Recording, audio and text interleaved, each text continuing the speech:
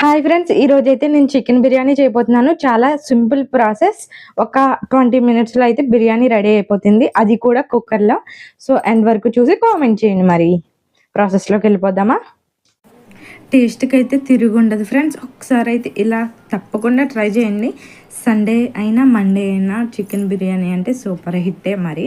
Chicken ముక్కల్ని కడిగిన తర్వాత దీంట్లో పసుపు, ఉప్పు, కారం అండ్ గరం మసాలా, ధనియాల పొడి, కొంచెం అల్లం పేస్ట్, పెరుగు అండ్ కొత్తిమీర వేసుకుని బాగా కలిపి ఒక హాఫ్ అన్ అవర్ అయితే దీన్ని నానబెట్టాలి. ఎందుకంటే మ్యాగ్నేట్ చేయడం వల్ల చికెన్ బాగా కుక్ అవుతుంది. దీంట్లో కొంచెం ఆయిల్ కూడా వేసుకోవాలి, చెప్పడం మర్చిపోయాను ఫ్రెండ్స్.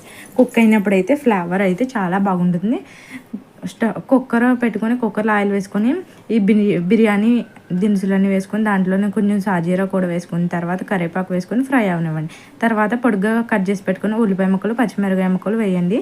అవి కొంచెం ఫ్రై అయ్యాక 2 టమాటా ముక్కలను చిన్నగా కోసుకొని అవి వేసుకోండి. తర్వాత అల్లం పేస్ట్ వేసుకొని ముందుగా మనం మ్యాగ్నేట్ చేసి పెట్టుకున్న చికెన్ ముక్కలను కూడా వేసుకోండి. నేను ఈ గ్లాస్తో 1 గ్లాస్ బియ్యం తీసుకుంటున్నాను. అందుకు 2 గ్లాసులు అయితే వాటర్ వేసుకున్నాను. అండ్ అల్లం పేస్ట్ ఆడిన వాటర్ ఉంటే అవి కూడా కొంచెం వేసుకొని దీంట్లోనే కొంచెం కొత్తిమీర, కొంచెం ఉప్పు వేసాను.